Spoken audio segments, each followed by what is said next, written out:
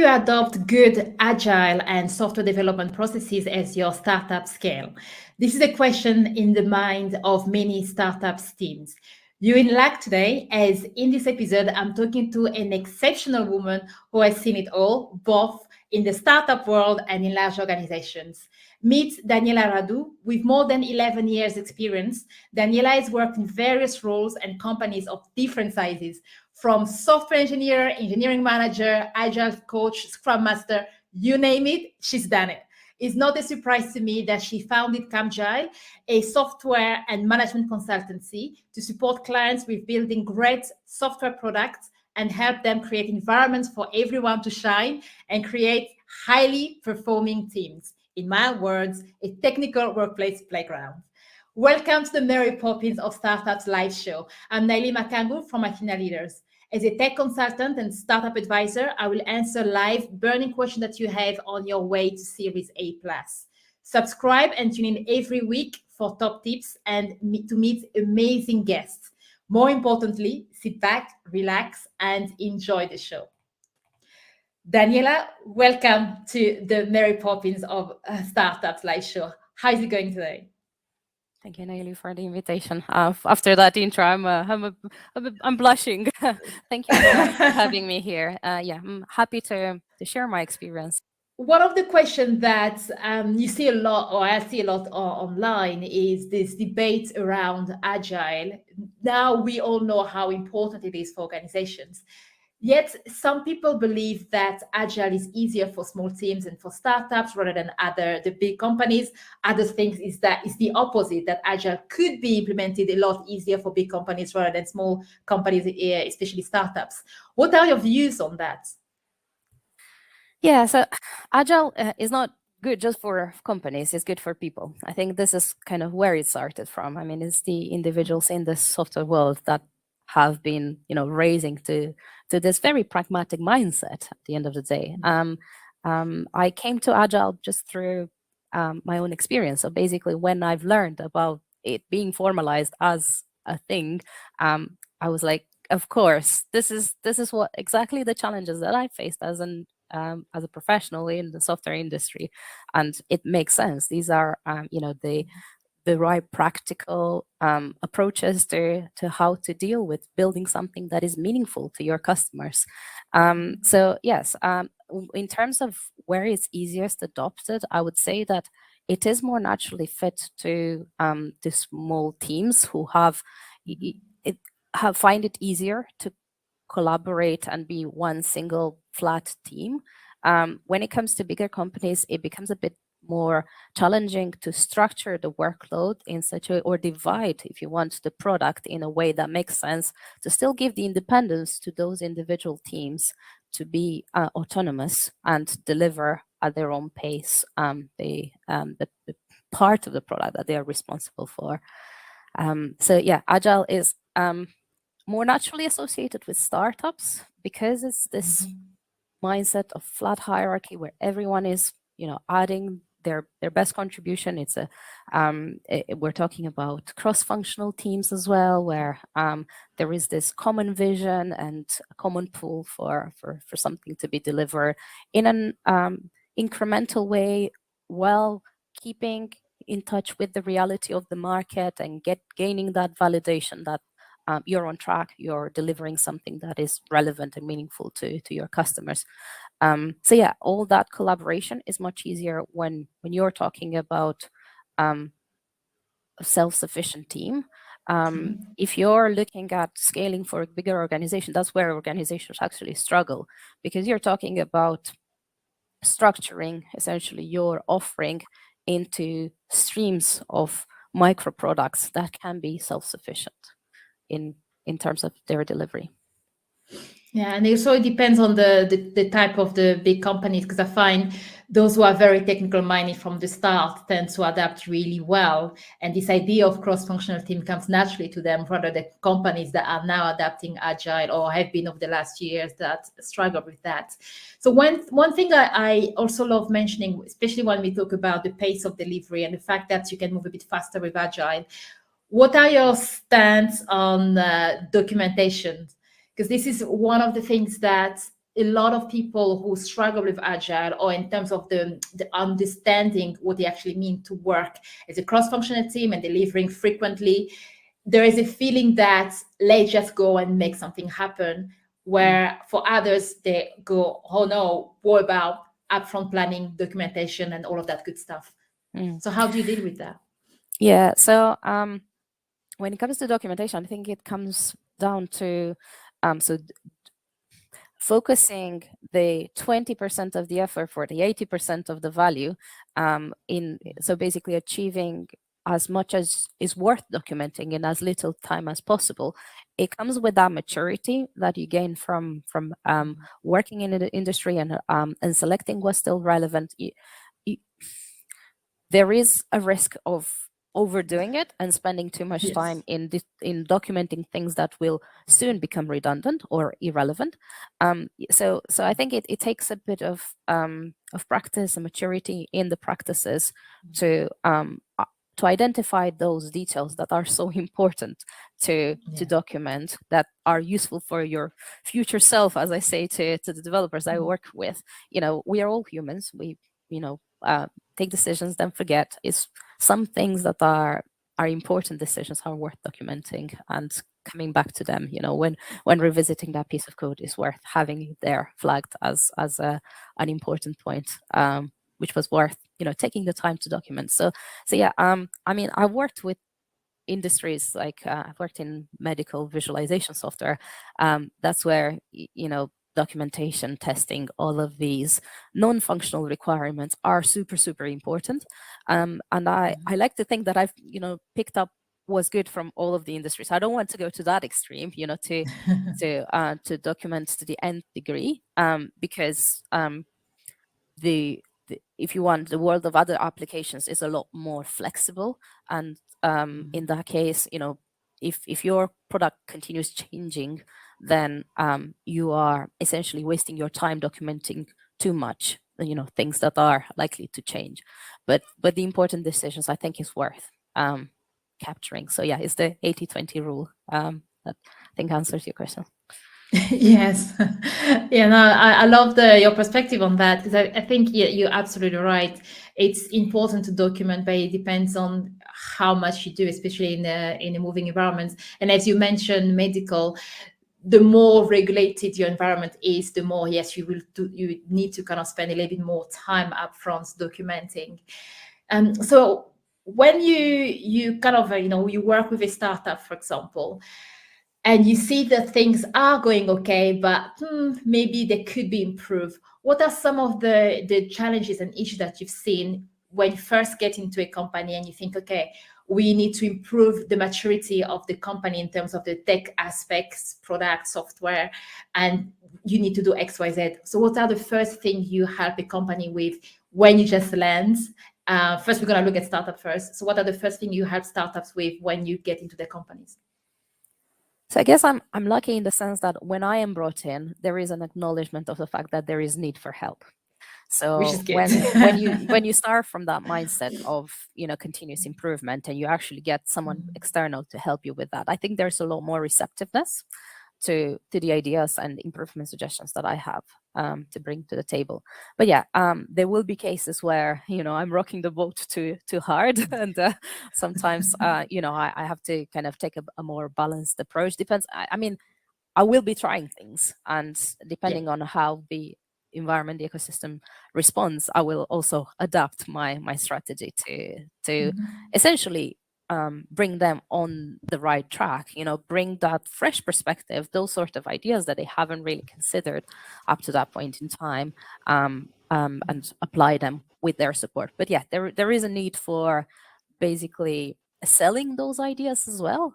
So yeah, as a consultant, you learn that it's not just the technical side that actually sells your or helps you apply your thoughts and ideas, but it's also the aspect of being able to understand people, empathize with them, link with them, basically connect with them, and make them understand that you're on their side essentially, and you're there to help them improve as a team, and not necessarily, I mean, sometimes it's as individual as well, but I try to look at the bigger picture, at the holistic team Yes.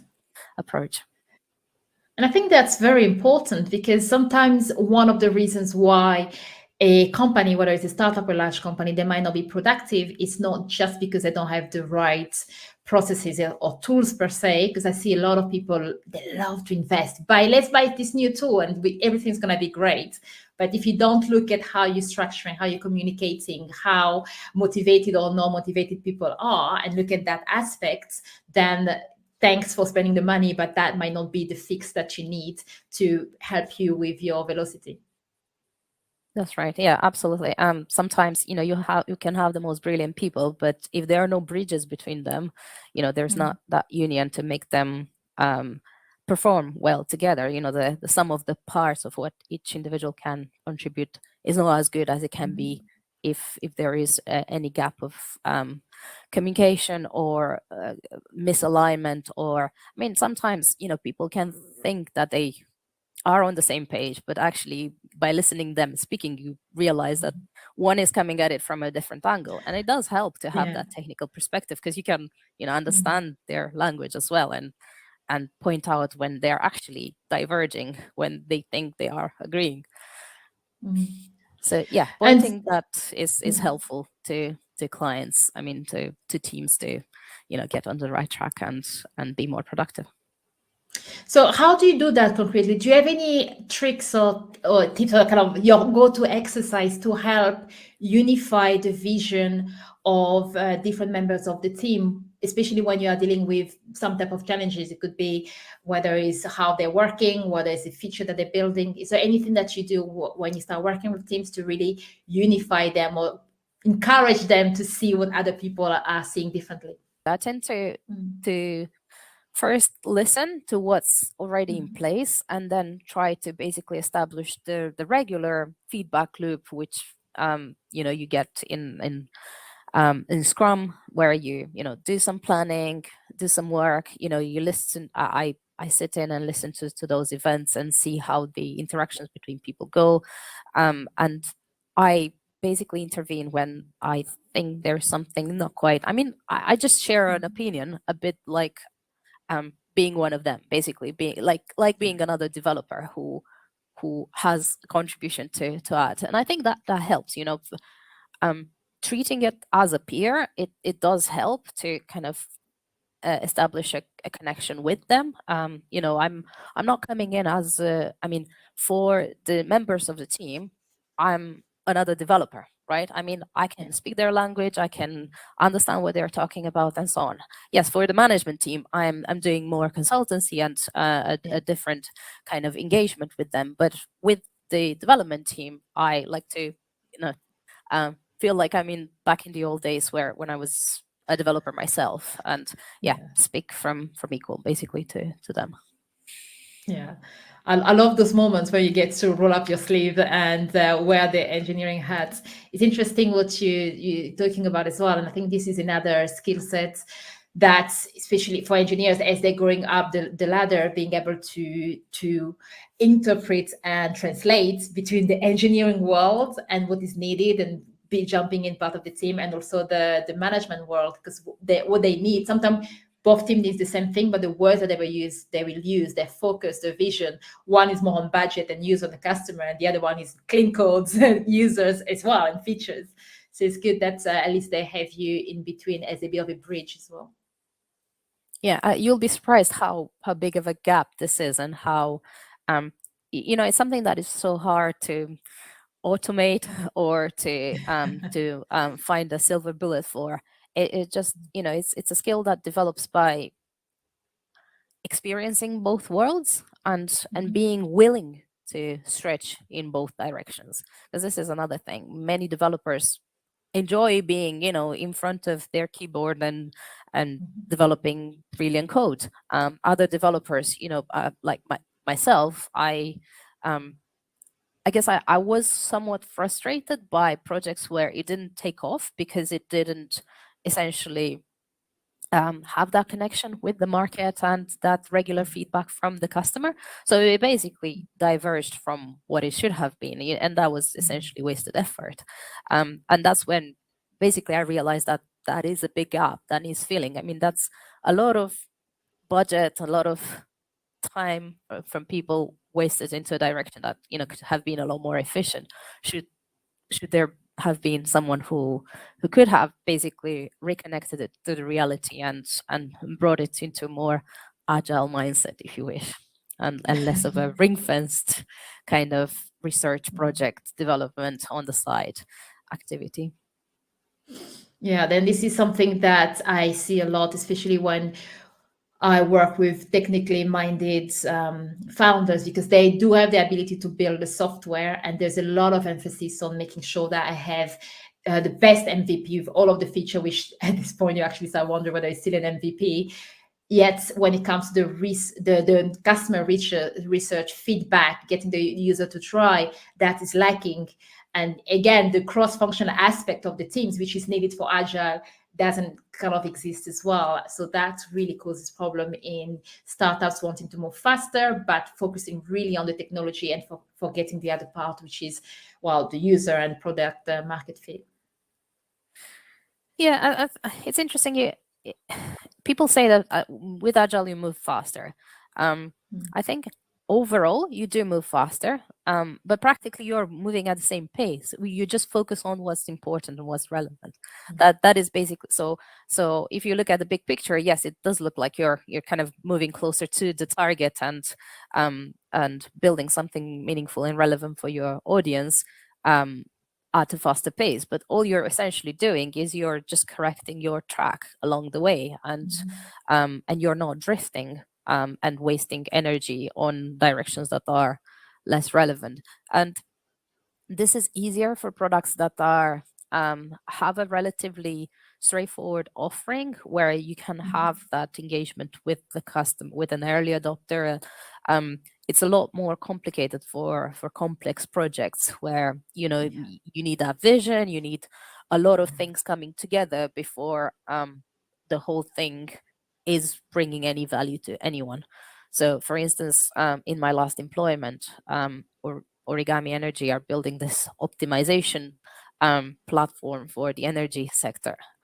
For that to succeed, you need all of these parties coming together and the optimization engine built, and it's such a big endeavor that is very difficult to slice the problem in a way that you get that reassurance along the way that is meaningful and relevant for paying customers at the end of the day, because this is the goal of any company, right, to generate revenue from their customers as opposed from investors. Yeah, that's a very interesting example there. And in fact, this is also something that a lot of startups will go through. So if you imagine the life cycle of a startups, depending on, of course, that's a generalization, but there quite a large number might start by outsourcing their developments, or by getting engineers, the contractors, to actually build the first version of the platforms.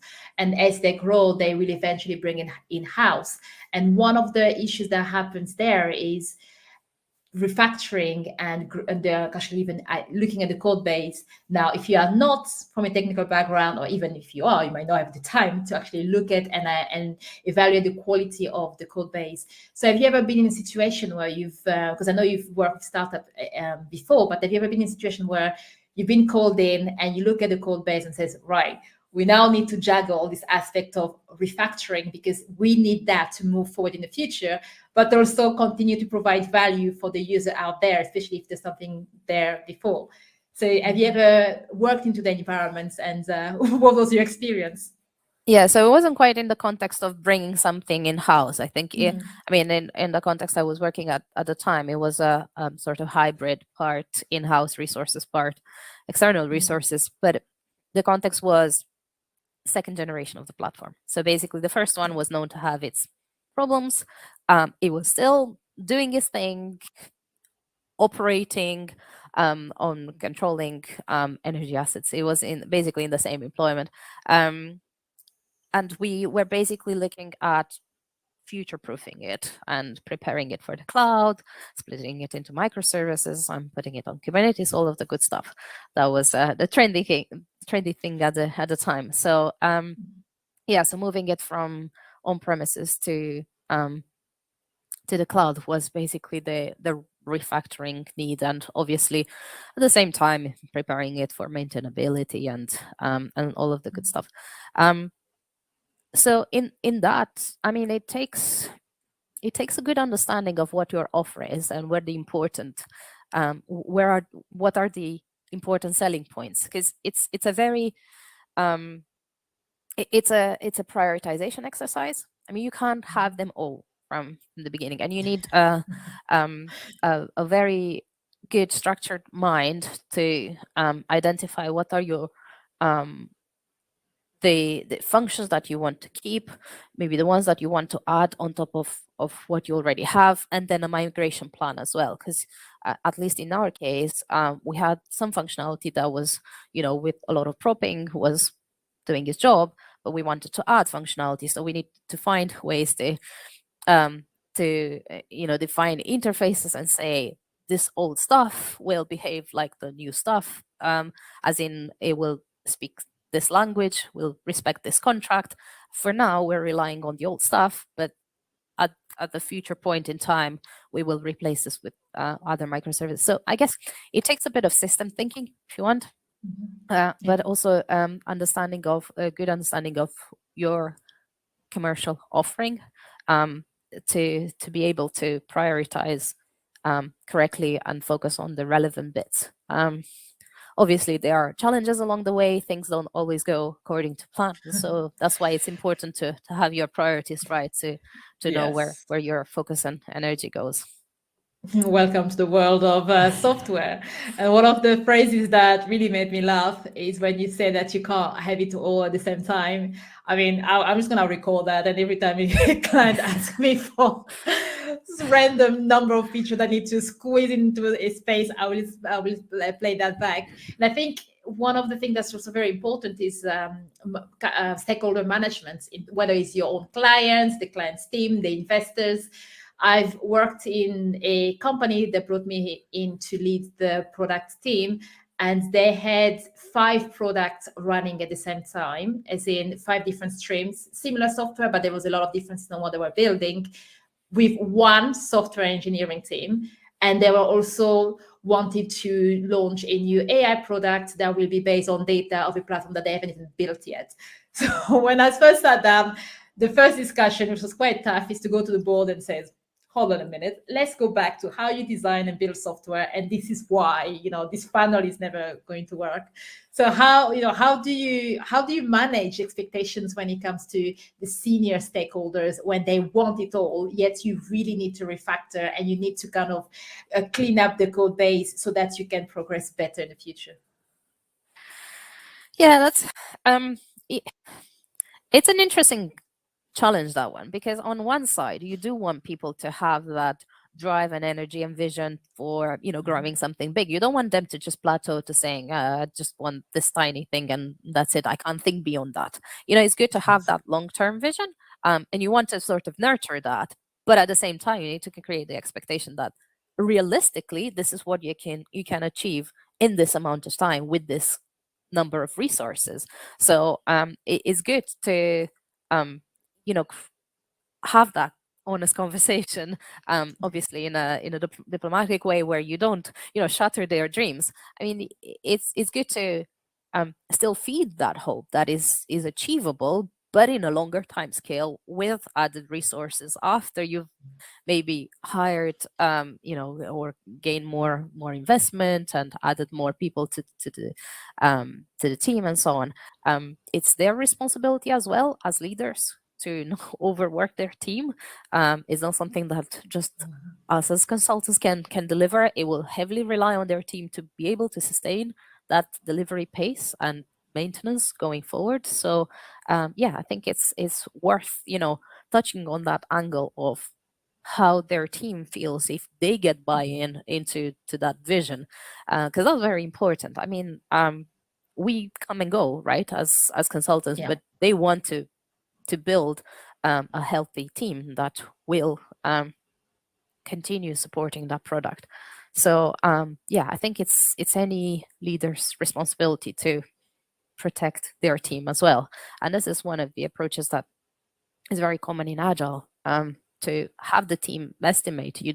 There's no leader that comes and I want this done in three days. Well, yeah, why don't you do it? If you can do it in 3 days, I've had that response in the past. When the leadership has asked for something in some ridiculous time frame, they were like, why don't you? It's very easy. Software engineers have options these days.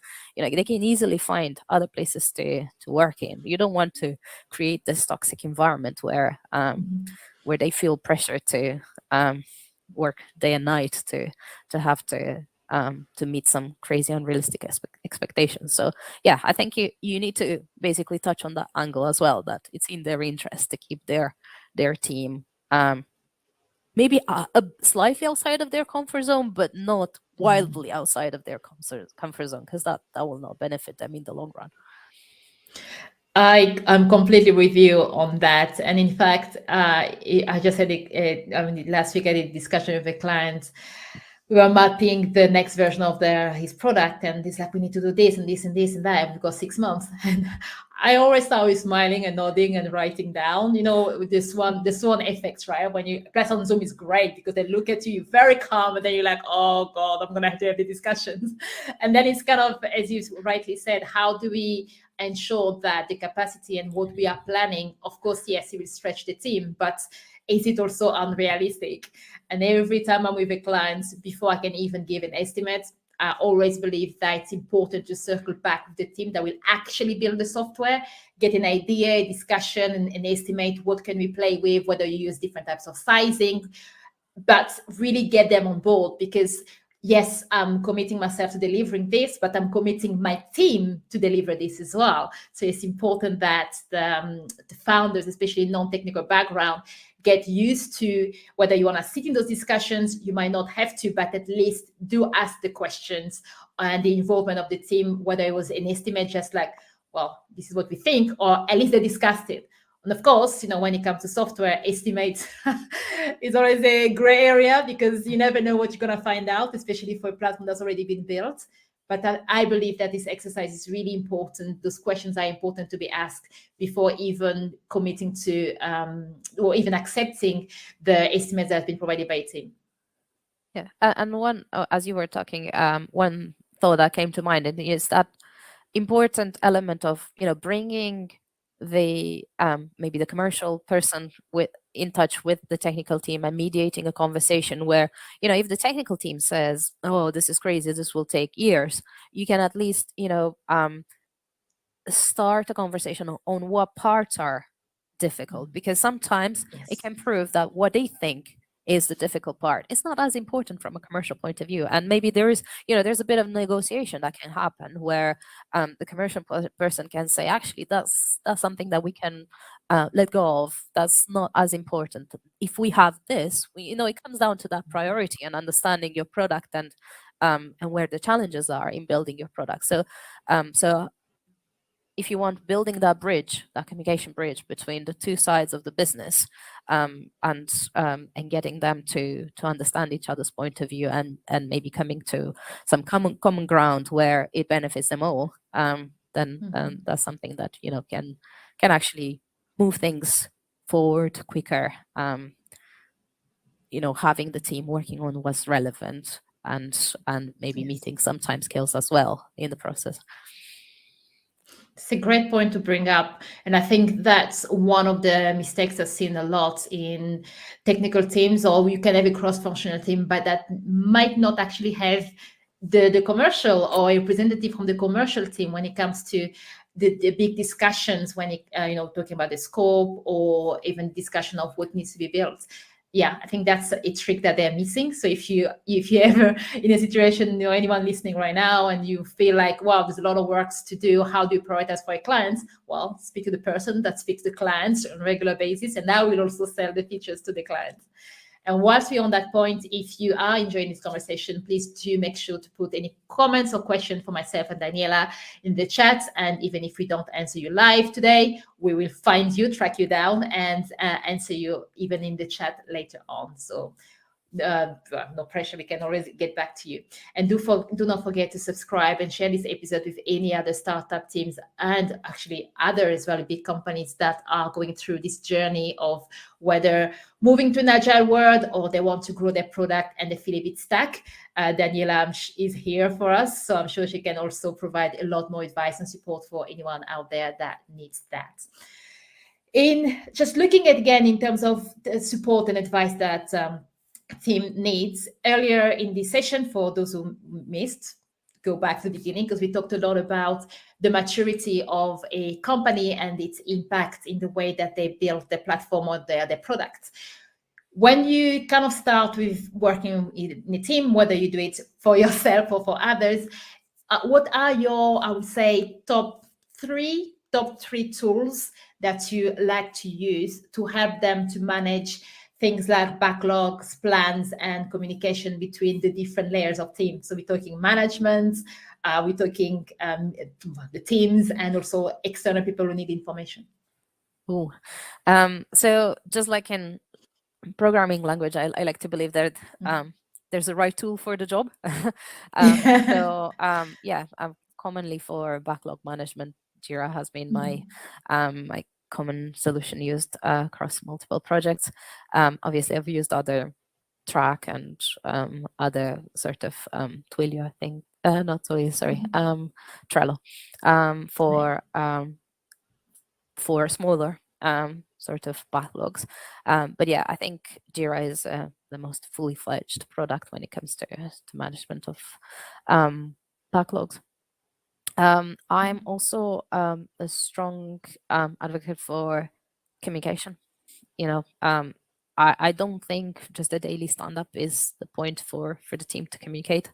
So especially if there are remote teams, Slack, I'm in trying to encourage as much buzziness and knowledge sharing and keeping people up to date with what's going on and what's relevant and where the challenges are and where the other can help and so on. It's very helpful to bring the team together by encouraging them to share where they're struggling and get that prompt support from the others and so on. Then when interacting with the leadership team, then that's probably going to be more presentation mode. So CSs is going to be other sort of I've used Prezi before. I don't know if that's a thing anymore, but yeah, PowerPoint is kind of the common presentation tool that I'm using with management teams. So if you've got Jira, a bit of Prezi or whatever, or any other tool that can help with presentations, and also thinking about something for the communication, which for me, I would say Slack is my go-to to have that business that you've described, Daniela. When it comes to the backlog and Jira, that's actually a very interesting one you've mentioned, because that's also my favorite in terms of backlog management.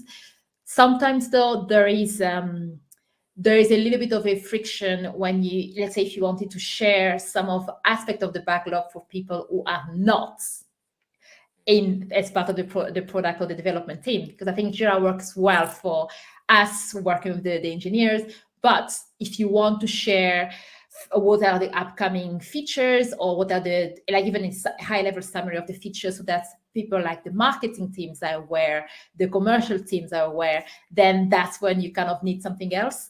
Is there any other tool that you use for that perspective? So I've seen a slightly different use of Jira in a number of projects, where you have a separate project which has visibility for other people, external people, and if you want, you have some links for the epics. So basically, you don't go as deep into the details of each and every ticket or story that is worked on, but maybe you discuss at a higher level of what are the intentions in the software development that we are currently undertaking. So it's good to give that insight, but maybe not have all of the details shared, just in case things don't quite go according to plan. You know, you can keep it at a more high level, just more fuzzy in terms of what specific functionality will go into it. But at least, you know, it sort of preps people for the intentions and the course direction that the team is taking. Yeah, and the other thing, I kind of like that. I'm gonna try that as well, because usually what I do, I've got Confluence that I use where pretty much do what you've said, where the epics and the high ticket user stories are pretty much mentioned there with a bit more information on what we want to do. So that's the team, or like say company facing.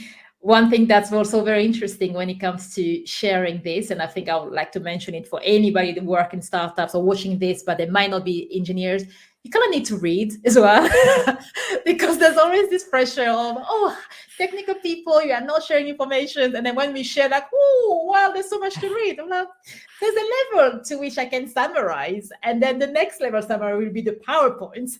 But sometimes I get a bit frustrated when people want a very, very small summary, but also has all of the information, but they haven't read what you put out there.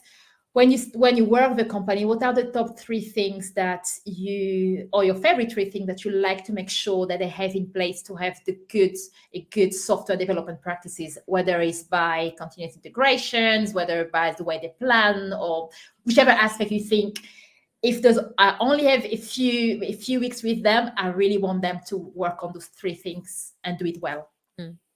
So see, all of those points that you've mentioned are important, and some Yes. companies, you know, that's where it helps to sit and listen and identify where the weak link is, because sometimes it could be complete lack of planning, or complete lack of continuous integration, or whatever, and you can feel it, you know, by listening in. You can sense it from the team as well, where the frustration is coming from, where they feel they have lack of information when it comes to what they are supposed to be working on. And that's where you have to work more with the product owner to make sure that that requirements are specified in a way that are satisfactory for the development team to feel empowered to develop on thing.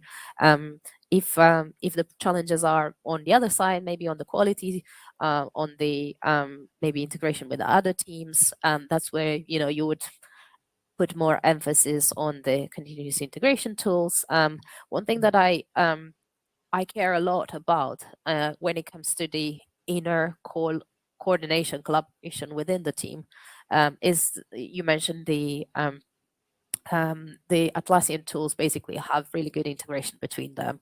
So if you use Confluence for documentation, if you have the product owner, you know, capturing nicely the requirements, we want Jira to also link into that to basically pinpoint where those pieces of requirements will be implemented in one stories and so on. Then each story would be good to also have linked Bitbucket commits to basically give an idea of where that is. If it's in progress, you know, there are commits against it. There was a pull request already reviewed. It does help, you know, massively with visibility, not just traceability, but visibility within the team at a glance. You know, these tools can make a really good, you know, it speeds up your work essentially. Yes. It helps you understand where things are without having to, you know, without having to download the Git repo and look for specific commits for specific themes or in certain areas of the code. You can simply just trace it from the requirement all the way to the commit. If it passed the test, if it passed the peer review, if it, you know, it does help a lot, I think, with gelling the team, if you want, and helping keep them up to date with where things are and where there is need for help. You know, if someone is free at any point in time, rather than going and getting another ticket, they can just jump and help with where they their colleagues left it off and when there might be still problems. Yeah, thanks for sharing that, because I think that's really important, especially for non-technical founders trying to think about how they can streamline the tools that they are using, because sometimes it can be very overwhelming. And this workflow that you've described in quite a lot of details will really help them to even say, okay, I'm going to focus on that. How do I make sure that my team understand how to use the tool? And then how can we set it up in a way that we can see the information without having to spend so much time looking at different applications? They're just there, but how do we use that? So it's been a great discussion, and I'm sure there's plenty more that we can talk about. But before we go, I want to find a little bit more about Camgile. What kind of things that you are doing at the moment, and how do you see the future for yourself? Okay. Well, Camgile has been founded 3 years ago. I've learned that just 6 days before Athena Leaders, it was incorporated. Oh, wow! Yes. Brilliant. So we actually started around the same time. Yeah, the entrepreneurial bug must have been running through Cambridge at that point in time. Yes. So far we've been, I think we had 4 clients so far. It tends to be longer term clients, as in we've had 1.5 years up to 2 years clients. So some projects are bigger than others, but yeah, we are essentially open for business at this point in time.